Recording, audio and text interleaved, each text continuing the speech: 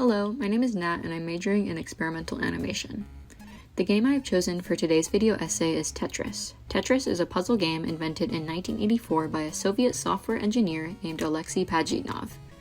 The game requires the player to fit falling blocks called tetronymos together like a puzzle.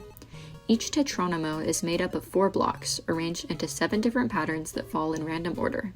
Once a row of blocks is filled, the row disappears and the player is awarded points.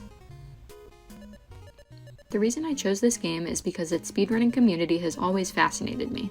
Over the years, players have literally pushed the limit on how many levels a game of Tetris one can beat.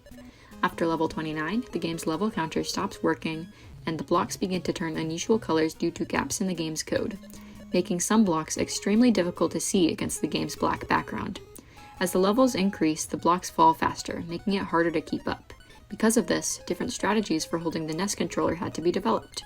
For a long time, a technique called hypertapping overtook the speedrunning community, in which a player rapidly taps the D-pad on their controller multiple times per second to move falling pieces faster.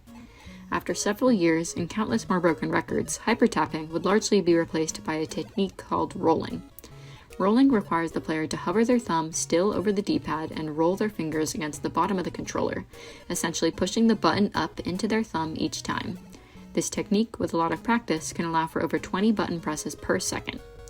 The current Tetris world record holder managed to reach level 235, amassing over 16 million points in 2024. Although I myself am not the greatest Tetris player in the world, as you might have noticed, I love how much it challenges my quick thinking skills and dexterity. Overall, I find it truly remarkable that a puzzle game as seemingly simple as Tetris has sparked such a dedicated community of players whose relentless efforts to push its limits have solidified its place as a cornerstone of gaming history.